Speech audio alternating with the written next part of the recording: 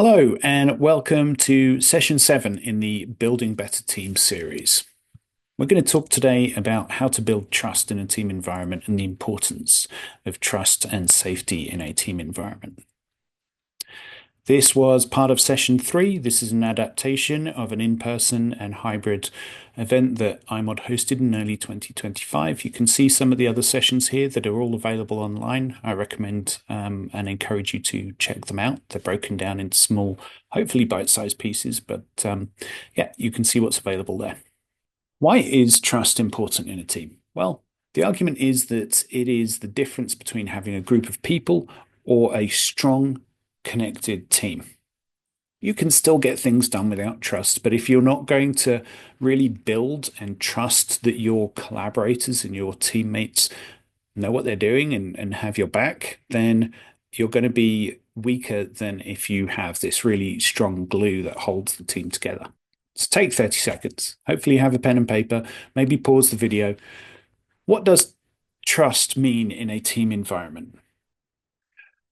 The research literature have defined two types of trust in a team environment. There is the cognitive trust. So this is that I believe that my teammates know what they're talking about.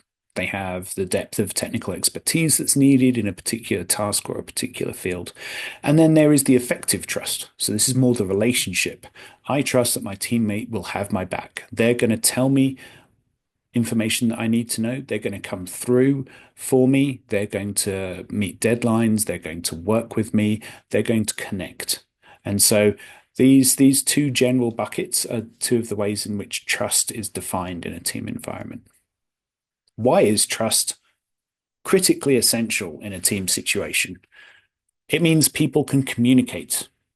They trust that they can share ideas, even if it seems a little bit out of the box or a little bit silly. They don't have fear of judgment. That means that people can share these ideas and that helps foster innovation. So you can contribute bold ideas that maybe you would have otherwise held back if you don't feel safe. You don't second guess each other. You don't think, well, they're not going to come through or they're not going to do this. You can be more efficient. You can connect with people. You can ask them. Building this culture of psychological safety or trust, people feel safe, not just asking questions, not just admitting mistakes, but safe to kind of share new ideas and share new spaces. And what this really helps with, and this is critical in terms of conflict and disagreement, is that they don't feel like they're going to be personally judged or attacked. They can disagree, and it's understood that the person they're disagreeing with knows that they're just there to question the idea. They're not there to question the person. So building that trust really lays a foundation for more innovation, more constructive disagreement that doesn't erode trust or doesn't sort of push people in a difficult direction. So talking about that, take 30 seconds, write down some of the ways that interacting with people can cause erosion of such trust. Hopefully you had some ideas that kind of give you some space, but what we're going to focus on is how to build this trust. As a junior member, and this doesn't mean a junior role, so this just means someone who hasn't been on the team for very long. Maybe a new team member is sort of a better way to look at it. Great ways to build trust is to show up prepared, follow through. So if there is a deadline and a commitment, meet it. If you can't, communicate early, propose a solution. You know, one of the ways to rapidly erode trust is not to meet deadlines, to flake out on commitments. So if you can't meet it, tell someone. Don't leave someone in the lurch. Engage. Ask good questions, listen to what other people are saying, show curiosity to really learn more about the different disciplines. There are good mechanisms for listening actively. If someone feels that you are shutting down and you're not sharing and you're not listening, that's a surefire way to erode trust. Be transparent. Don't try and make a statement that you know all the stuff. Nobody does. If you don't know something, talk about it. Somebody else might know it, or it's a great space for really saying, okay, this isn't something that has been super investigated. Maybe it's a great space for us to explore. Share your expertise. If folks feel like you're holding back or you're not sharing your expertise, they feel like you don't trust them, and they in turn will not trust you. Support your colleagues. You know, is someone changing? Did they always turn up on time and now they're turning up 10 minutes late or they're not coming to meetings? Do they look tired? You don't have to be best of friends with everybody on your team, but reaching out and saying, hey, how's it going? Have you got too much going on? Is there a way that we can help? Because that makes them far more likely both to trust you, but also in the future, if you're struggling and you have issues, they will be the ones who reach out and connect to you. Be curious. This is a general statement for every aspect of teamwork. Really turn up to your team, whether it's meetings, whether it's other ways, to learn from people.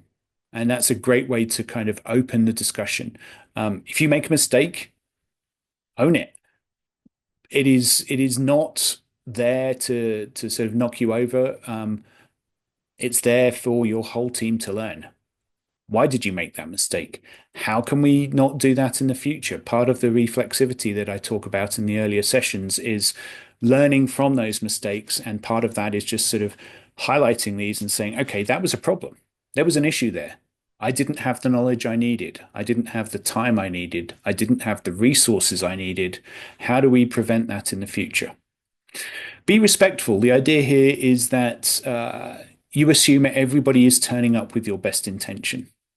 That might not be true, but it makes it easier for you if you turn up with that attitude. Um, Recognize the different skill sets and strengths and expertise that folks have, and look at ways that you can bring that to the table and how you can really make that a strength of the team. Take a few seconds. Think about how team leaders, and by this I mean people who've been on the team for a long time, have been senior, how can they help foster trust in a team environment that is maybe different to some of what we've just talked through as a new member on a team? As a more senior member, someone who's been on the team longer, or maybe is someone who is higher up the hierarchy if you have one, really help to establish safety. It's on you to really encourage people to ask questions. If you notice that someone has gone to meetings without saying anything, bring them into the conversation. Ask them to ask a question. Ask them if they have an opinion, and really help to foster a lack of judgment. If they get something wrong, show them why and help them learn. Share your own uncertainties. Seem to have missed off some of that sentence there, but if you are uncertain, sharing that with people helps them recognize that it's okay. Be transparent about that. Be consistent. Set expectations and enforce them. It's not enforcing isn't knocking people over the head. It really is just like, okay, look, we need this. If you can't, let's help you find a way that we can get it throughout teamwork. Avoid favoritism or arbitrary decision making. Try and be as consistent as you can across the team, even if one is your best friend and one is someone you've barely met. That's fine. One of the key things to look at that we're going to talk about a little bit with leadership is playing to your team's strengths. Try and find out what people's skills and interests are. There might be hidden things that you could really benefit from that you just don't know about. And talking to people about it is a great way to kind of open that up. Assign tasks to people who have these strengths. This is how your team is going to best perform, by identifying these strengths and then using them. If you have challenges, talk to the team about it. Involve the team. Bring them along with you. Help them understand the why behind decisions. You might not have full agreement on the decisions, and as a more senior member, you have to make some decisions that might not have full consensus. But explaining the why helps them understand. Give feedback. Really, not just giving feedback, but ask for feedback on how you're doing. Giving people a chance to make this a two-way space really models good behavior on how to feed off constructive criticism. Part of this is modeling behaviors. You're going to be watched as a senior member or a leader. And so if you don't follow through on commitments and you don't admit mistakes, that will get noticed and model the behavior that you want the rest of your team to have. Best way for resolving conflicts is to preempt them, but that's not always possible. If there are issues, address them. Don't avoid it. Let make them come up, surface them, because at the heart of many of these will be a disagreement, usually rooted in the project or the science, and that's often a place for innovation. But letting it sort of fester is a great way for it to move from being a scientific disagreement to being a personal disagreement, and that's a terrible space for a team to be in. So these are your action items. These are ways that you can look at building trust depending on where you are in the team. And this isn't just sort of seniority. This really is sort of where you are in that team space. Next up is communication, one of my favorites. So I hope to see you in that one.